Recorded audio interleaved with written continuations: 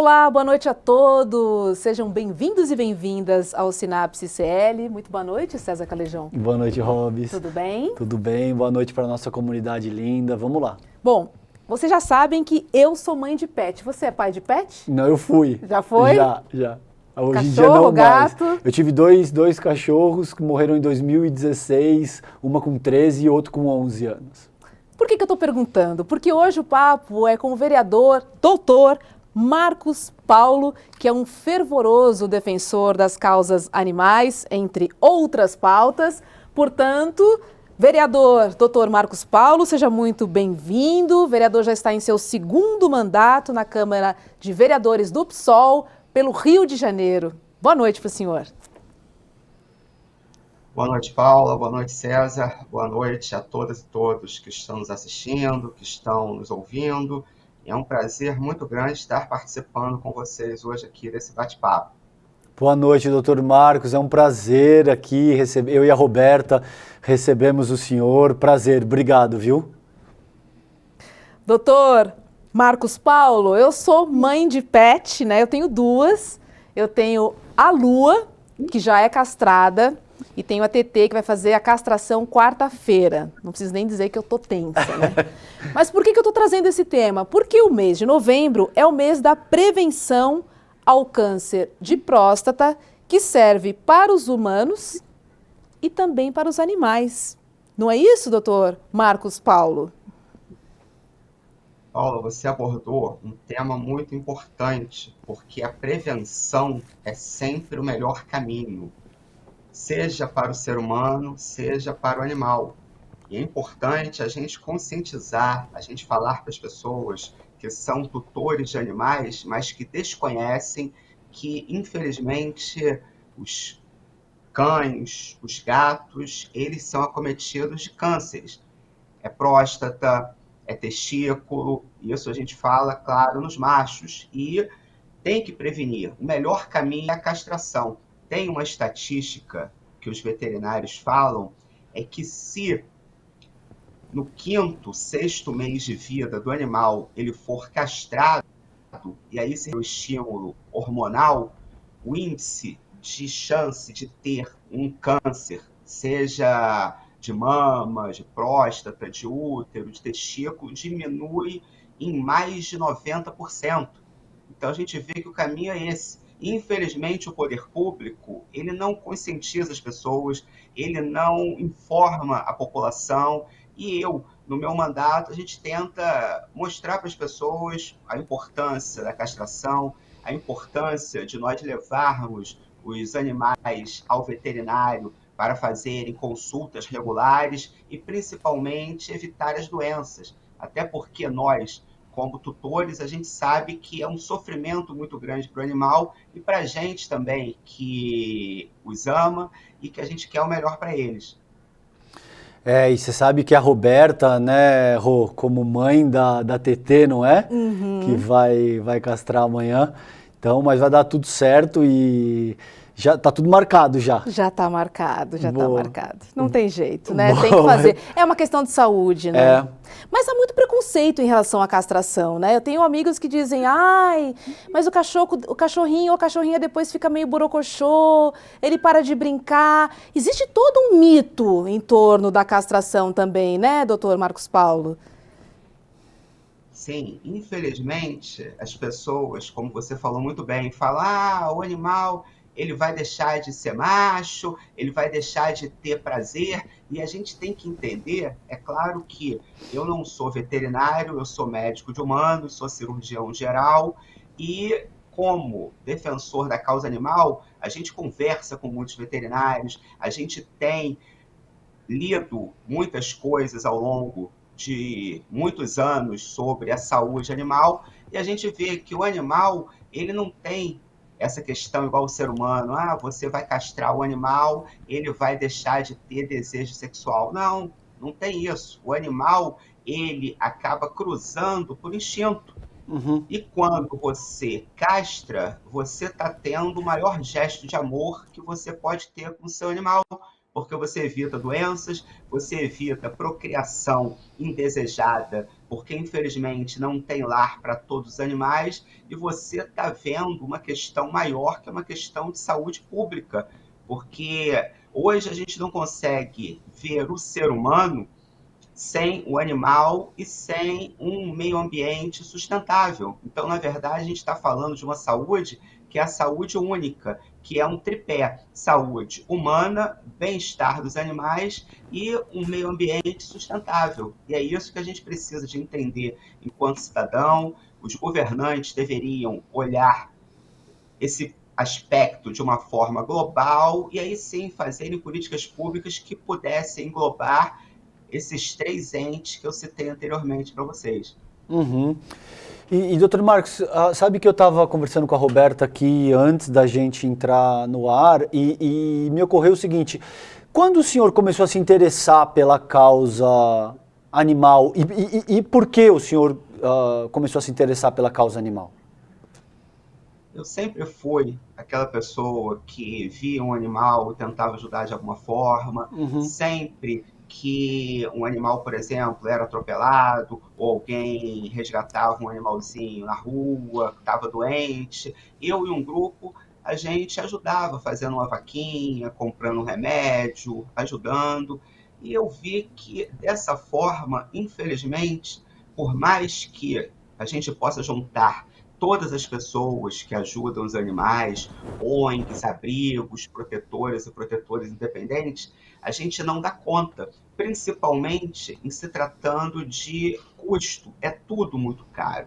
Então, algumas pessoas falaram: olha, vamos ter que botar alguém, vamos colocar alguém na política para a gente poder conseguir mais. E aí realmente a ficha caiu. Num primeiro momento a minha família foi contra, porque a gente já tinha uma trajetória grande já na medicina, eu já tinha já um caminho pavimentado, e pensei bem, né, discuti, conversei com a família e entendi que a melhor maneira de nós conseguirmos fazer por todos os animais é através das políticas públicas. Até porque nós pagamos tantos impostos e a gente tem que cobrar, a gente tem que lutar para que parte desses impostos vá para políticas públicas de proteção e cuidado com os animais. E foi aí que eu, já um defensor dos animais, já fazia junto com um grupo pequeno, coloquei o pé na política partidária e coloquei o pé no mandato, para que a gente pudesse, sim, fazer por todos os animais.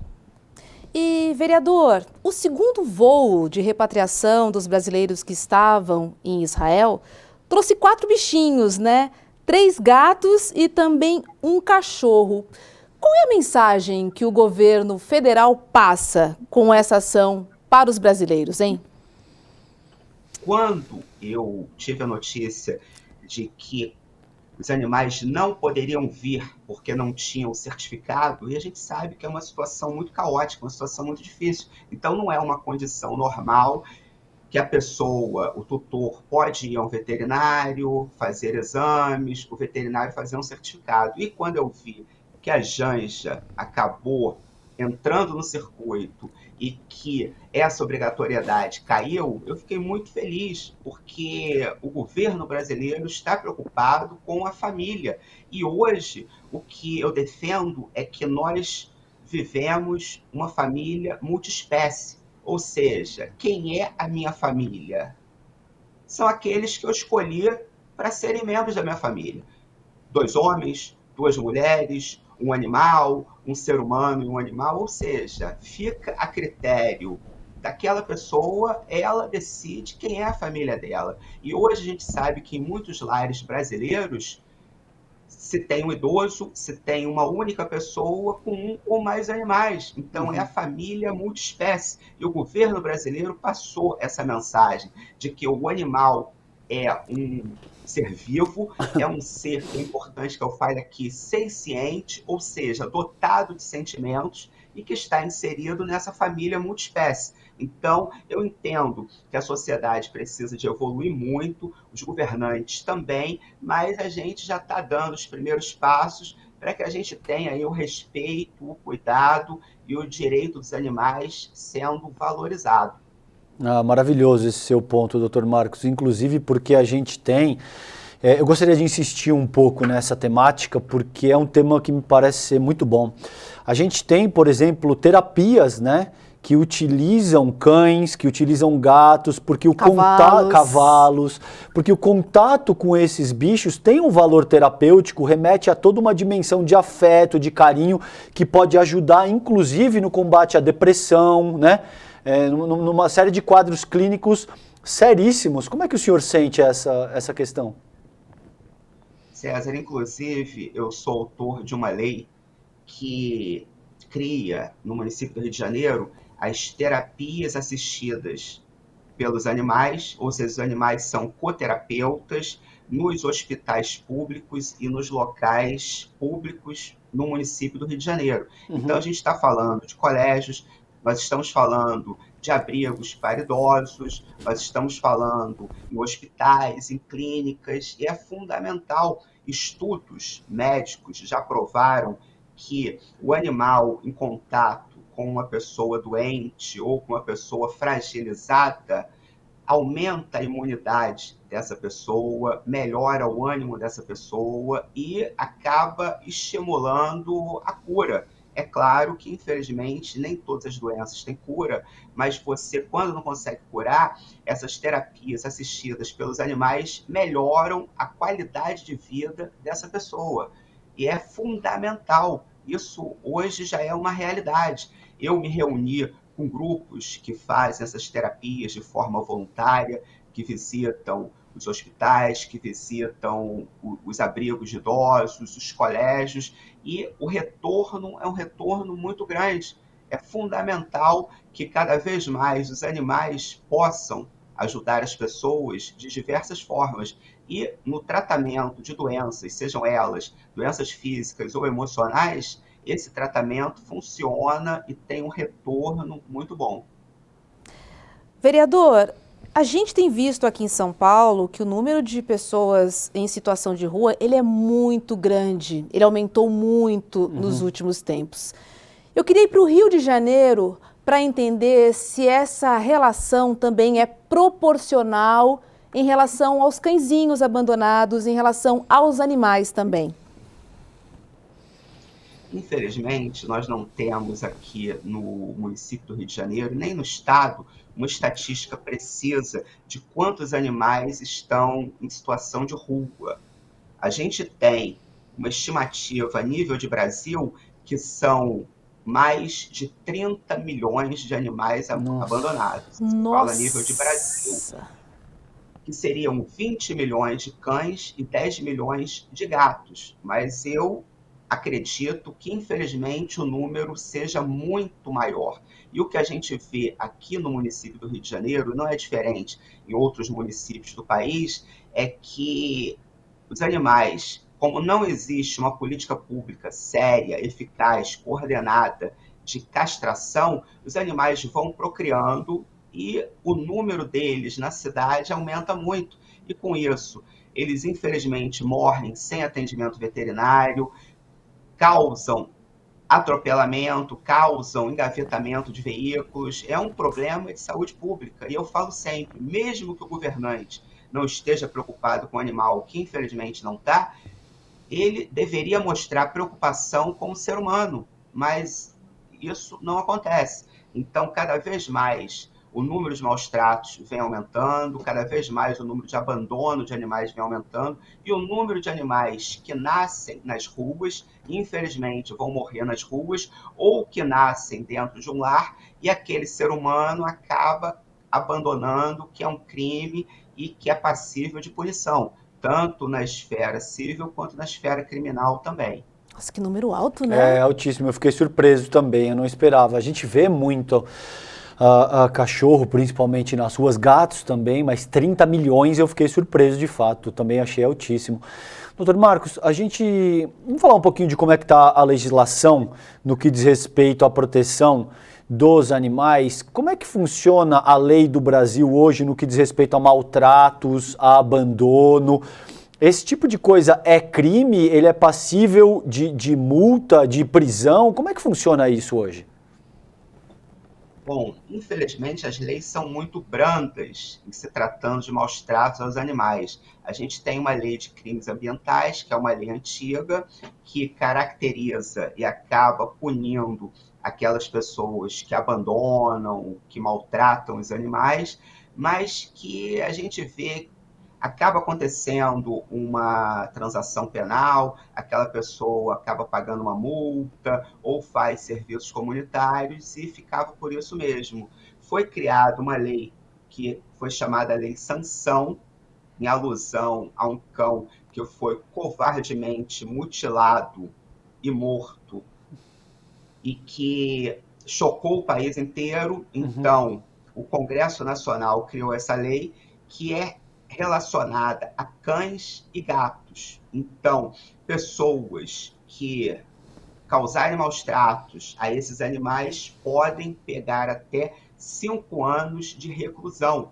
Ainda é muito pouco, mas a gente estava acostumado com o indivíduo pagava uma multa, o indivíduo fazia serviço comunitário e nunca era preso. Com essa lei, que tornou um pouquinho mais severa essa situação, faz com que aquele indivíduo hoje fique preso porque maltratou, matou um cão, matou um gato. Mas é claro que o judiciário, o legislativo, o executivo e até a sociedade ainda tem que evoluir muito nesse aspecto para que a gente possa realmente ter essas vidas preservadas, que os seres humanos, é claro que num primeiro momento tem que haver conscientização, tem que haver educação, e isso, é claro, tem que começar nas escolas, mas se a pessoa, infelizmente, acabar abandonando, causando maus tratos, aí ele tem que cumprir a lei. E essa lei a gente espera que ela seja mais severa para coibir e evitar esses maus tratos. Existe um disque denúncia ou Ótimo. algo parecido, Boa. vereador? Sim, existe a linha verde do Disque Denúncia, que é tanto relacionada a crimes ambientais quanto maus tratos e abandono de animais.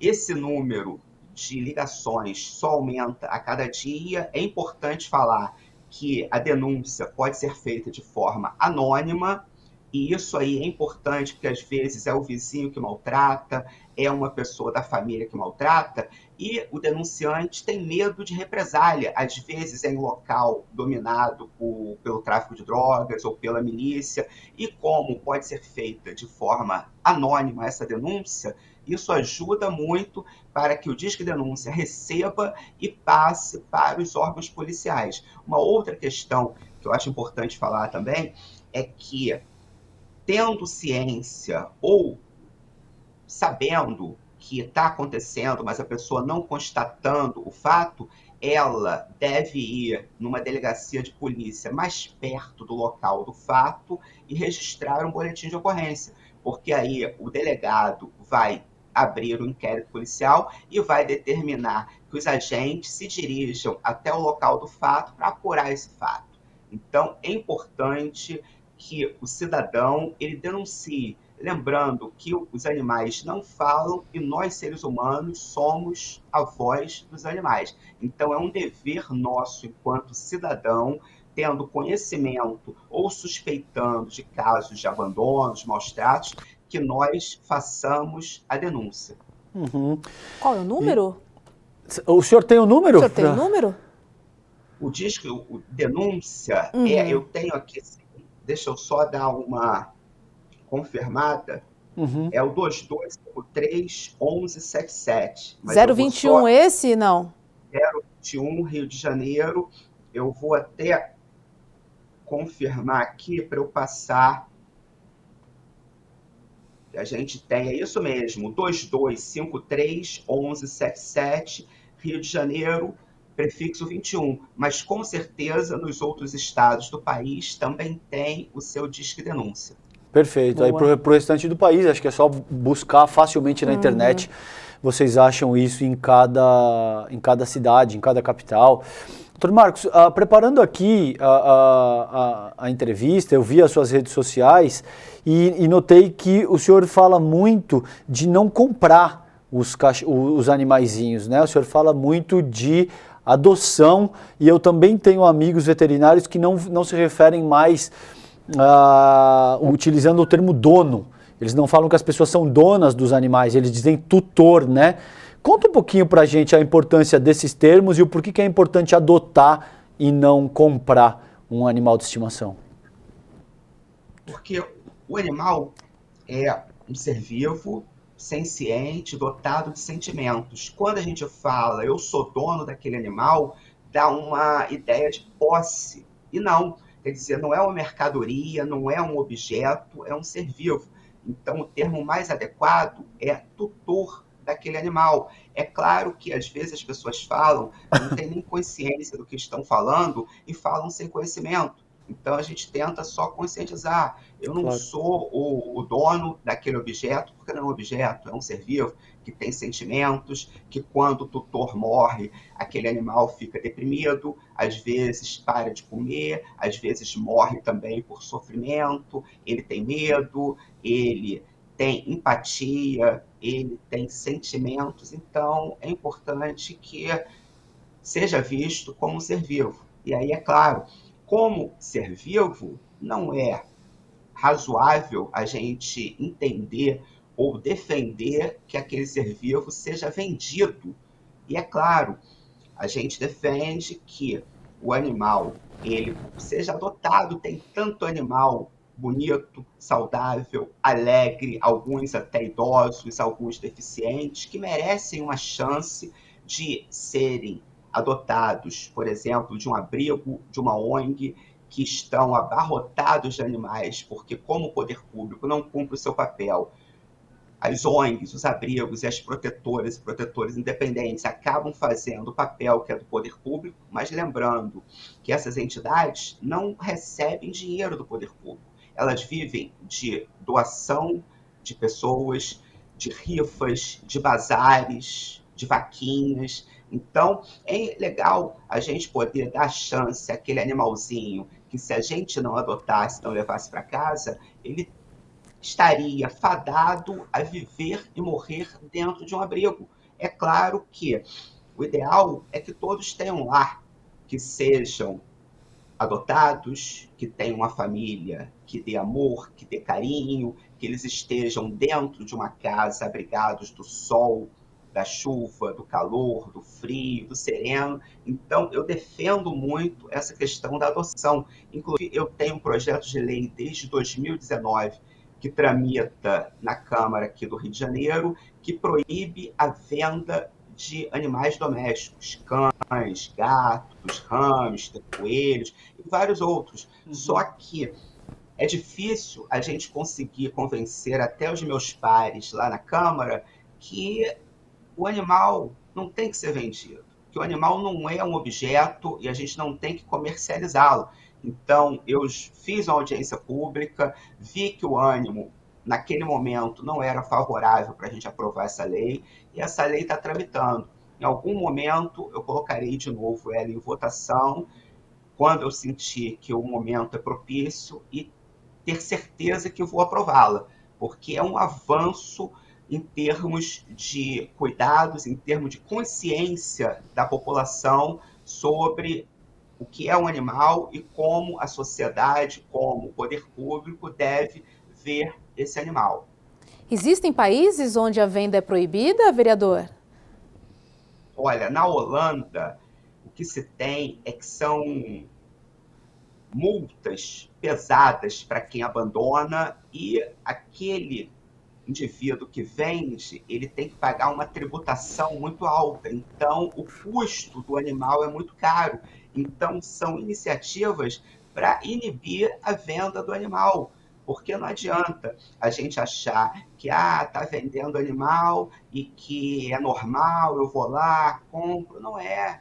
Tem um comércio ilegal muito forte. Aqueles que são legalizados acabam sendo punidos pelos ilegais. Então eu que já fui em vários canis, eu que já fui em vários locais de venda de animal, e até antes de ser vereador, eu percebi que, infelizmente, grande parte dessas pessoas ou dos canis que vende esses animais, eles não estão preocupados com o bem-estar e com a saúde do animal. E que, infelizmente, o dinheiro acaba prevalecendo e sendo um interesse maior. E como sofrem as fêmeas, né? Acho que é sobre isso que a gente está falando aqui. E eu acho que isso já é um avanço, né, gente, para vocês dois, porque ainda no meu tempo de escola, quando eu era criança, na década de 80 e tal, existia uma separação muito rígida entre animais irracionais e animais racionais, que seriam os humanos e tal. E hoje já existe, então basicamente, até os próprios psicólogos te diziam que não, animais funcionam através de reflexos condicionados com base no que diz Pavlov, como se aqueles animais não fossem capazes de ter estruturas psíquicas mais complexas, como o próprio Dr. Marcos aqui salientou. Eles sentem emoções de uma forma muito elaborada. Eles só não falam ao que tudo indica, mas eles funcionam de uma maneira muito parecida com os seres humanos. Eles ficam deprimidos, eles se animam, eles são capazes de reconhecer situações absurdamente complexas. Quando a gente está mal, eles vêm, ficam próximos, dá beijinho. Quando eles fazem algo errado, né, em tese, e você chega em casa, ele já te olha e sabe que opa, agora eu fiz algo errado aqui. Agora, acho que a gente já avançou bastante, né, Dr. Marcos, nesse sentido. Hoje, eu gostaria de ouvir do senhor isso. Me parece que já existe uma compreensão muito menos maniqueísta do que essa divisão entre racional e irracional para se referir ao funcionamento dos animais, não? Sim, a sociedade tem evoluído, e a gente espera que evolua cada vez mais. A sociedade científica já mostrou que eles têm sentimentos, que eles entendem, e uma questão que eu vejo é que nesse mundo moderno as pessoas estão muito solitárias, as pessoas estão muito desacreditadas do próprio ser humano, e o animal, ele traz o acalento, ele traz o conforto, ele traz o amor, e eu sempre dou um exemplo que eu acho que é muito ilustrativo. O marido chega em casa, ou a mulher chega em casa, tá? O cônjuge, ou a cônjuge, se está no telefone falando com a mãe, continua falando com a mãe. O filho está lá no WhatsApp, continua no WhatsApp. A filha está lá com o namorado, continua com o namorado. Quando você mete a chave na porta, antes até de você abrir, o animalzinho já está ali te esperando. Ele chega, pula em você, faz festa, aí você vai, pega a toalha, entra no box para tomar banho e ele deita ali no tapetinho. Quando você sai, ele está do teu lado, aí você senta, liga a TV, ele deita do teu lado e fica se comunicando com você. O cônjuge, a cônjuge, continuam lá no telefone. A filha, o filho continuam no telefone. Então a gente vê que o verdadeiro companheiro, o verdadeiro amigo do homem é o animal, não é o outro ser humano. Então isso tudo as pessoas estão sentindo, as pessoas estão vendo que aquele animal ele não frustra, aquele animal não decepciona, aquele animal não abandona, não mente. Então são essas questões que fazem cada vez mais que a sociedade veja que aquele animal é um ser que faz bem para ele. E às vezes a gente percebe isso. A gente teve um dia estressado, estressante, um dia cansativo, saímos de casa muito cedo, participamos de várias reuniões, chegamos em casa tarde, e quando a gente chega, 2 minutinhos que a gente brinque, que a gente abrace, que a gente conviva com aquele animal, a nossa energia parece que estava lá embaixo e foi recarregada em poucos minutos. Isso a gente sente. Então, as pessoas estão vendo e estão valorizando mais o animal, tanto é que quando o animalzinho falece, é um ente da família que morreu. É como se fosse um filho, um pai, uma mãe. Nossa, é muito doloroso. É muito doloroso. É muito, muito triste. A gente sente demais. Muito, são membros da família.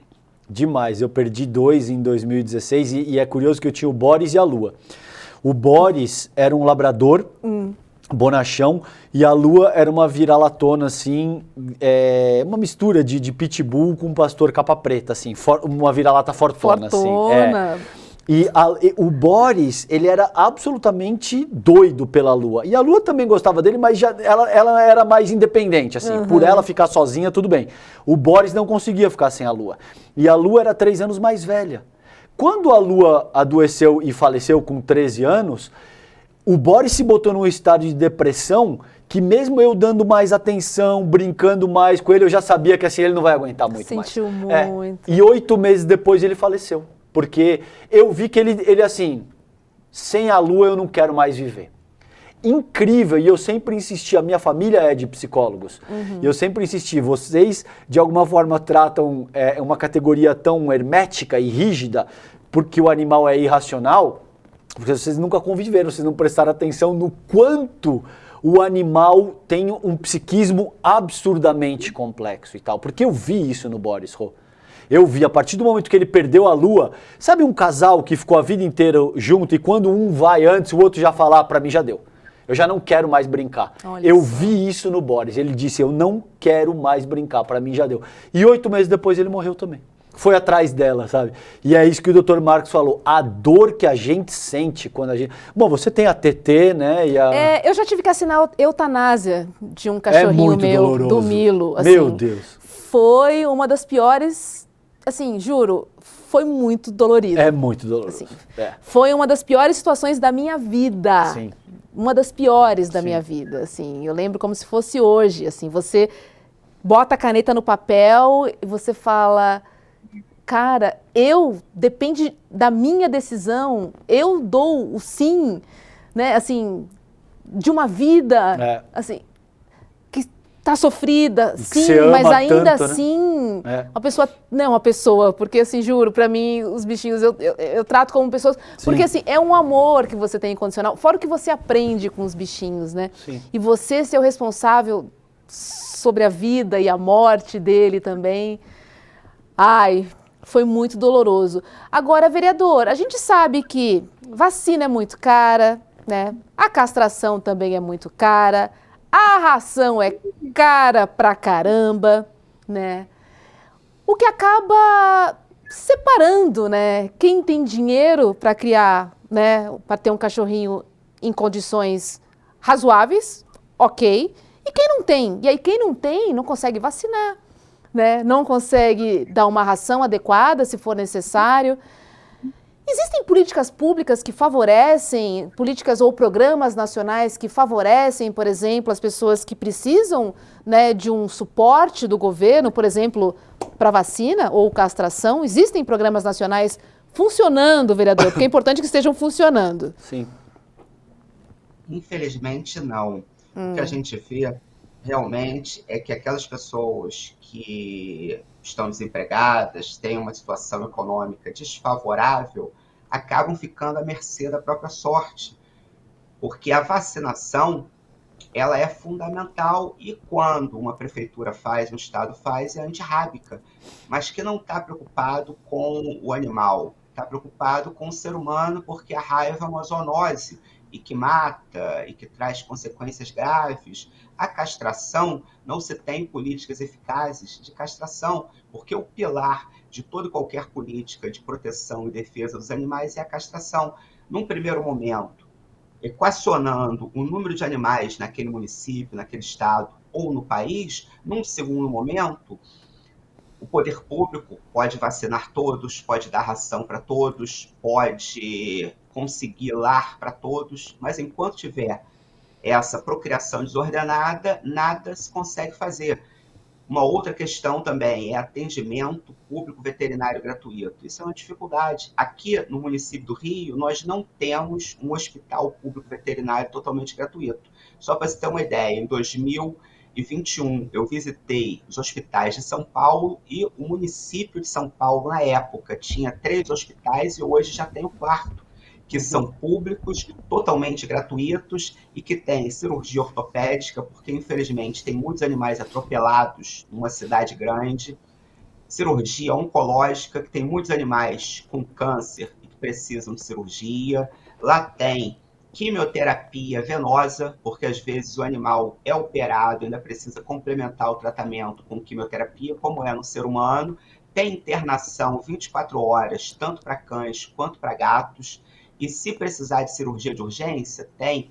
Então a gente vê que, infelizmente, a nível de Brasil, os animais estão muito desassistidos e a gente sabe que cuidar de animal é muito caro. Eu, como médico de humanos, eu falo, e às vezes as pessoas ficam assustadas, que do ponto de vista de saúde, é mais barato ter um filho humano do que ter um animal. É claro que eu não estou falando de vestimenta, não estou falando de moradia, não Sim. estou falando de estudo, eu estou falando de saúde. Por quê?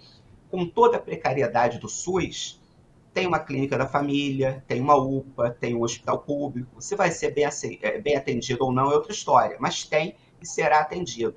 Já para o animal, não. É praticamente tudo pago. Uma consulta, um exame, um medicamento. Se a gente for falar, então, de cirurgia, de internação, aí o céu é o limite. Só para você ter uma ideia, no município do Rio, uma cirurgia ortopédica de um animal que foi atropelado e teve uma fratura pode chegar a custar R$ 6.000. Uau! Isso a cirurgia. Eu não estou falando de internação, de diária de internação, eu não estou falando de exames pré-operatórios e de acompanhamento pós-operatório. Então é tudo muito caro. Infelizmente, a grande parte da população que não tem nem dinheiro para comprar comida para alimentar a sua família, não tem dinheiro para poder pagar uma consulta e para fazer um tratamento mais especializado no animal. Uhum. Doutor Marcos, e aí, aqui em São Paulo tem uma questão que eu gostaria de ouvir do senhor, como é que, se isso também se aplica no Rio de Janeiro, no qual a gente tem uma população de rua, muito morando na rua, em situação de rua, e via de regra, essas pessoas, quando elas são abordadas, algumas até eventualmente topam ir para um centro de acolhimento e tal, mas elas não podem levar os seus animais de estimação, elas não podem levar o seu cãozinho, o seu gato e tal, e aí as pessoas não querem ir, porque aquele animal tá com aquela pessoa, como o senhor muito bem disse, em alguns casos é a única criatura viva que está do teu lado incondicionalmente e aquela pessoa não vai deixar o animalzinho dela para trás para, de repente, tomar um banho, para poder se alimentar. No Rio de Janeiro isso funciona assim também e não seria o caso de organizar uma estrutura para receber os animais também, considerando que essas pessoas não vão deixar os seus bichinhos para trás? César, eu tenho uma lei aprovada desde 2021 aqui no município que criou o abrigo conjunto, ou seja, aquela pessoa em situação de rua que for abordada pelos agentes da assistência social e quiserem ir para o abrigo, irão e terão todo o suporte, tanto para ele quanto para o animal. Infelizmente, essa lei ainda não saiu do papel. Eu já sentei com os últimos 4 secretários de assistência social do município, cobrando para que essa lei fosse implementada. Infelizmente, não temos ainda nada concreto. Teríamos um terreno, depois o terreno já não ia mais ser utilizado. Já fiz audiências públicas aqui na Câmara de Vereadores, cobrando, e hoje, quando aquela pessoa ela é abordada, se ela aceitar ir para o abrigo, nós temos um problema maior, que é o abandono daquele animal. E com a violência que a gente tem nas grandes cidades, e no Rio de Janeiro não é diferente, aquele animal é a segurança daquela pessoa em situação de rua. Se alguém chegar perto, ele vai latir e vai informar ao seu tutor que está em perigo. A família já o abandonou, os amigos também, não tem laços com os colegas de trabalho, então aquele único ser que é o seu amparo emocional, o seu suporte emocional e o seu companheiro é um animal, e que hoje não consegue ser abrigado conjuntamente com o seu tutor. Isso é uma questão muito séria, que a gente cobra do prefeito, a gente cobra dos secretários de assistência social, mas que, infelizmente, a gente não consegue resolver. Em outros municípios, em outros estados, a situação também não é muito diferente, não. E a gente espera que a gente consiga, ainda esse ano, ou mais tardar, no início do ano que vem, levando em consideração que a gente já vem cobrando desde 2021, quando a lei foi aprovada, que a gente tenha o abrigamento conjunto para a pessoa em situação de rua e o seu animal de estimação. E, vereador, quais outras políticas para os animais que o senhor tem colocado em prática aí no Rio de Janeiro, aprovadas, que já estão circulando? Acho que tem uma importante em relação a bares, né, que eu achei bem interessante, inclusive, para o Brasil. Eu queria que o senhor falasse um pouquinho mais sobre elas, por favor. É o selo Bar e Restaurante Amigo dos Animais. Porque a gente já percebe que alguns comerciantes colocam um potinho de água, às vezes tem uma ração para dar, deixam o tutor entrar com o animal. Então, nós criamos esse selo para incentivar os comerciantes a acolherem os animais, sejam aqueles que têm tutor e que podem entrar com o seu tutor, seja aqueles em situação de rua, com uma água, com uma comida, às vezes está chovendo, deixa ficar lá dentro num cantinho. Eu sou também coautor de uma lei que cria o supermercado amigo dos animais, porque a gente sabe que hoje é uma realidade.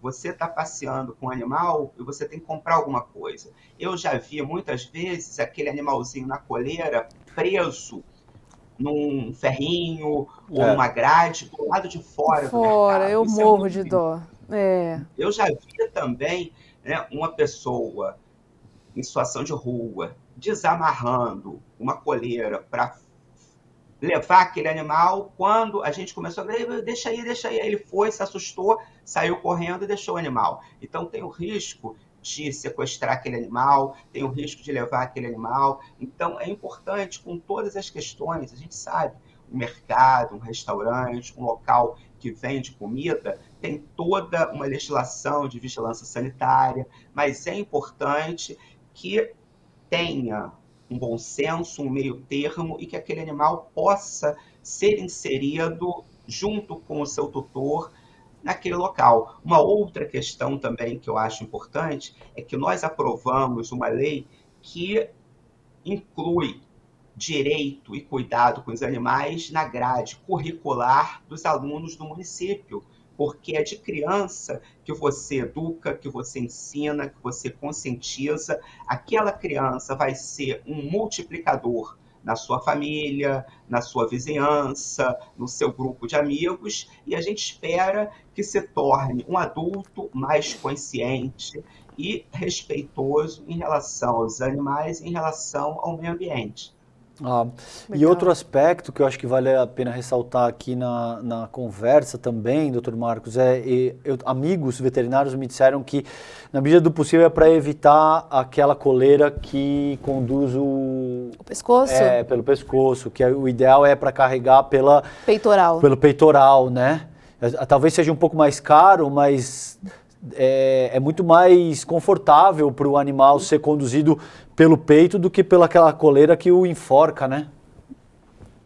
Sim, tem correntes, que eu até tenho uma lei aprovada que proíbe o acorrentamento do animal, que é aquela coleira com correntes e que o animal às vezes ficava preso, ou se ele se assustar, pode tanto ferir o pescoço dele ou até mesmo enforcá-lo. E é claro, como você falou muito bem, a peitoral dá mais conforto ao animal. Em certas situações, que eu já conversei com adestradores e veterinários, é que no adestramento o uso da coleira do pescoço ela é utilizada, mas é uma coleira bem flexível, é uma coleira feita com tecido e que é utilizada naquele momento do adestramento.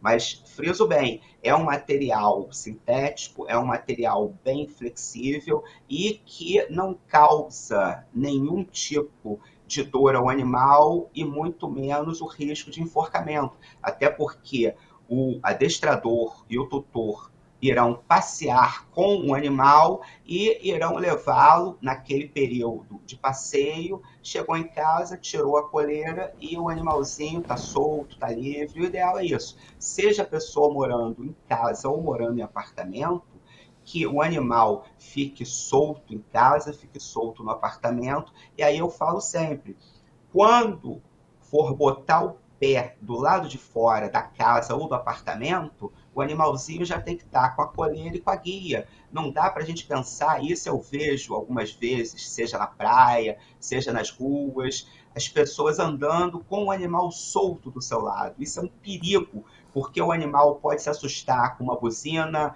com o estouro de um pneu, com fogos, ou ele avista uma cadela no cio do outro lado da rua e ele vai, corre e é atropelado. Eu já presenciei, é uma situação muito desagradável, muito triste, de uma cadela que foi atropelada numa situação dessa. Então, eu falo sempre, eu deixo um recado para todas as pessoas: botou o pé do lado de fora, o animalzinho já tem que estar com a coleira e com a guia para evitar qualquer risco de acidente, porque os acidentes, infelizmente, acontecem. A pessoa pensa só que o cão não é bravo, que ele não vai atacar ninguém, desconsidera os carros, esses riscos, desconsidera a gatinha no cio do outro lado da rua, quer dizer, tudo isso passa batido. Agora, vereador, existe uma lei que puna os papais e mamães bichológicos que não recolhem o cocô dos seus cachorros nas ruas? Porque, olha, é muito desagradável.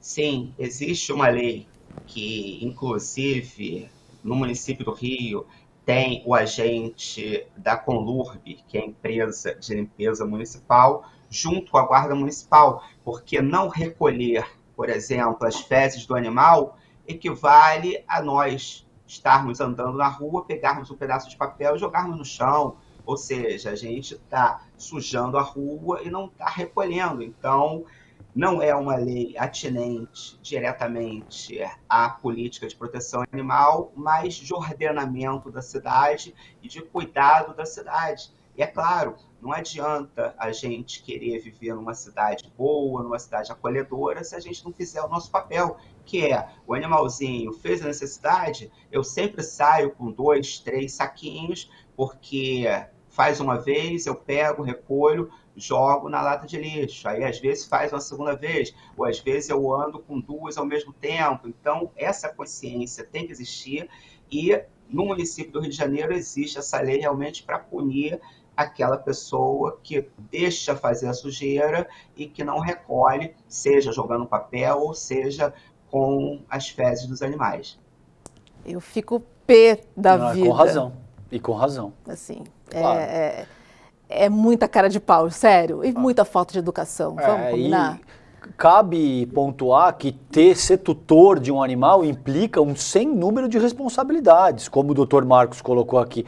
É óbvio que a parte gostosa é o carinho, é o afeto, é chegar em casa e ele tá lá te esperando com o rabinho abanando. Agora, existem responsabilidades de todas as ordens que, se você não está pronto para cumpri-las, não seja tutor de um animal. Essa é uma delas, por exemplo. Você vai ter que catar o cocô que o seu cachorro, exato, né? Isso é o mínimo. Só mais um pontinho, aproveitar o vereador aqui. Tutores que levam o seu cãozinho no banco da frente, no passageiro, pode? Isso é um risco muito grande. Infelizmente, a legislação nacional, ela não é muito nem rígida e nem muito clara. O que eu faço? Eu tenho cinto de segurança dos meus animaizinhos, eu prendo na saída do cinto de segurança, claro, sempre no banco de trás e na coleira peitoral. O que o César falou, que é muito importante, quando um ser humano quer se tornar responsável por um animal, ou seja, adotar um animal, ele tem que pensar em várias questões. Uma delas é que um cão, um gato, vive cerca de 15 anos. Então, naquele período, eu tenho que saber que ele tem necessidades afetivas. Se eu saio de manhã e chego muito tarde, eu tenho tempo para dar atenção a esse animalzinho, eu tenho condição financeira para pagar vacina, pagar consulta, pagar o remédio, eu tenho motivação para cuidar daquele animalzinho durante a vida inteira, porque o que a gente vê, e isso vem aumentando, é que a pessoa vai no abrigo, vai numa ONG, adota o animal e depois devolve. Isso é muito triste. Aquele animal já foi vítima de abandono, já foi vítima de maus tratos. Quando você o acolhe e depois você o rejeita, isso é muito triste. Então a gente tem que ter muito critério, a gente não deve dar de presente animal a ninguém, lembrando que o animal não é uma coisa.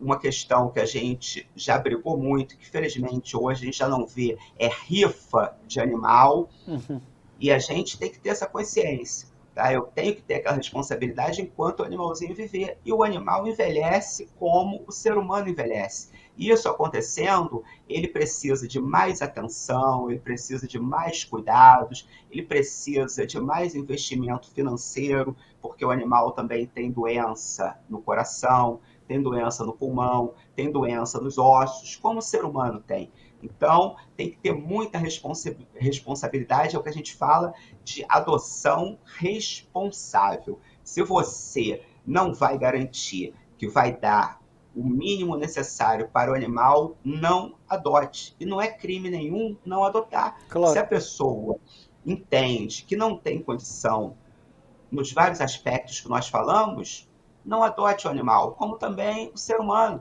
Tem muito homem, tem muita mulher que entende que não quer ter filhos. Isso aí não é crime nenhum, é uma opção daquela pessoa, é uma opção daquele casal, e isso vale tanto para o ser humano quanto para a adoção de um animalzinho. Vereador, a gente está quase acabando a entrevista, só quero fazer uma última pergunta para o senhor, porque tem muita gente que leva o seu cãozinho passear no banco de passageiro enquanto está dirigindo o seu carro. É permitido isso? A lei do CONTRAN, ela é muito vaga. Agora, conversando com vários veterinários e adestradores, o que a gente aprende é que o mais seguro é sempre o animal no banco de trás. E aí eu vou passar uma experiência minha. Eu tenho cinto de segurança para os cães, que eu conecto no cinto de segurança do carro e na coleira peitoral dos meus animais. Então, sempre no banco de trás e com o cinto de segurança. Se eu tiver uma frenagem brusca ou se alguém atingir o meu carro, eles vão estar seguros pelo peitoral e não serão projetados à frente. Agora, no banco da frente, nunca, até porque todo e qualquer impacto eles vão direto contra o painel do carro e a chance de ter um traumatismo craniano, como eles são muito frágeis e não têm uma estrutura corporal como nós, seres humanos, a chance de ter uma lesão grave, até mesmo de morrerem, é muito grande. Então, a gente pede às pessoas para terem muito cuidado. E hoje, como o ser humano está saindo mais com os animais, seja caminhando ou de carro, a gente tem que ter aí um cuidado redobrado com os acidentes com os animais. Ufa, estou fazendo certinho. Boa. Quais os nomes dos seus doguinhos, doutor? Olha, hoje, infelizmente, alguns e algumas já faleceram. É uma questão que eu falo sempre, eles vivem muito pouco. Se a gente pudesse congelá-los com uma idade de 3, 4, 5 anos, seria o ideal. Né? E hoje eu tenho a Kimi, que foi adotada, e eu tenho a Cristal, também adotada. Então, são os meus amores, são as minhas companheiras, né? Tem minha esposa também, e que a gente enxerga o animal como aquele ser que merece esse nosso cuidado, esse nosso carinho. E é claro, a gente abre mão de muita coisa. Eu deixo de, por exemplo, no Réveillon, fogos, eu deixo de sair, eu deixo às vezes de confraternizar com a família, ou chamo a família para confraternizar em casa. Por quê? Porque elas têm medo de fogos. Épocas muito movimentadas, que, por exemplo, o trânsito para uma região dos lagos ou para a serra vai estar tudo engarrafado, eu deixo de ir, porque elas não vão aguentar 5, 6, 7 horas de carro, mesmo eu parando, elas fazendo xixi, eu dando água, eu dando comida. Então, quer dizer, são meus amores e se eu pudesse, congelava o tempo para que elas fossem eternas. Ai, que delícia, dura tão pouco, né? A Lua, minha filhinha Lua tem 3 anos, a TT tem 1 ano e meio. TT terrível, e quando eu tô brava, eu... Tereza Cristina! E ela vem. Delícia. Tereza Cristina, eu te amo, mas exatamente porque eu te amo que eu chamo ela muito em casa, assim, também. Vereador, doutor Marcos Paulo, obrigada, viu? Que papo gostoso, foi sim, né? foi sim. Que bacana. Obrigada por participar aqui do nosso programa. E sorte aí no Rio de Janeiro, que venham mais leis aí para os nossos bichinhos que merecem esse cuidado do poder público, inclusive. Obrigada, boa noite. Boa noite, eu que agradeço mais uma vez participar desse bate-papo e sempre que me convidarem, estarei aqui batendo esse papo gostoso aí com vocês e com os ouvintes. Obrigado, vereador. Um abraço grande. Boa tchau, noite. tchau. Boa noite. Você não tem vontade de ter cachorro de novo, não? Eu tenho muita. Eu fiquei um pouco traumatizado com a morte, né, dos meus dois, porque é uma dor muito, muito forte. E agora é isso, né? A vida é isso também, é ser capaz de superar os traumas para seguir amando, para seguir vivendo. Eu vou ser tutor de cachorros, sem dúvida. Tá bom. É isso, gente. Finalizamos por aqui nosso Sinapse, mas amanhã a gente tem um encontro aqui no ICL às 7h30 da noite. É isso aí. Com César Calejon. Não perca amanhã. Beijo no coração e na alma. A gente se encontra amanhã Fiquem às 7h30, certo? Estaremos aqui. 7h30. Tchau. Tchau, tchau. Beijo. Vocês sabiam que o maior movimento social do mundo, com mais de 2 milhões de pessoas, é do Brasil? Pois é, mesmo sabendo que a gente vai incomodar muita gente, a gente resolveu revelar a verdade sobre o MST, o Movimento dos Trabalhadores Sem Terra. Você quer conhecer a verdade sobre o MST? No dia 12 de novembro, um domingo, às 8 horas da noite, no horário de Brasília, a gente vai apresentar para vocês trechos do documentário De Quanta Terra Precisa o Homem e também fazer um debate incrível sobre essa, que é uma das questões mais importantes para o Brasil, a questão da terra.